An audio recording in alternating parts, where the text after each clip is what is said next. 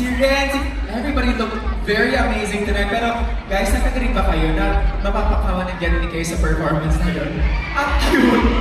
Kaya naman, guys, let's cheer for Ren, Sarah, Icy, Aliyah, Frost, Kyosu, Jaime, Dan, Maru, PJ, and Joseph Mark. Pampakan natin, guys. Come on. Come on, come on, come on, come on, come on.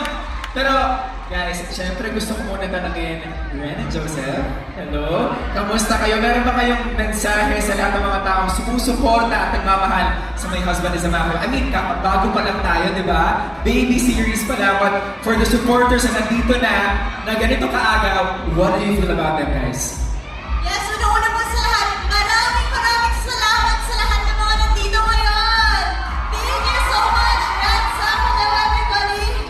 Thank you so much at lalong-lalo na po sa mag-inig ninyong pagtanggap sa aming episode 1 and 2. Grabe, as in hindi namin in-expect na ganun ka-warm yung i-welcome si Kimi at si Zeke. Thank you so much, guys.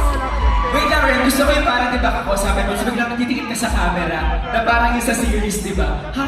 Tama ba yung sinabi ko? Yung parang gano'n. Sige, kunyari pasalamat ka sa kanila. Tapos, di ba yun yung camera, oh? Ayun, yun. Sige, go. Yung in character. Bakit ang daming tao dito ngayon? Bakit? Birthday ko ba?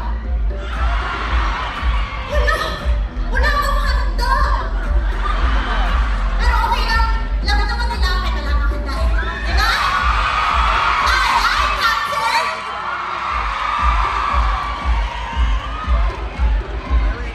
What's up, Mafia?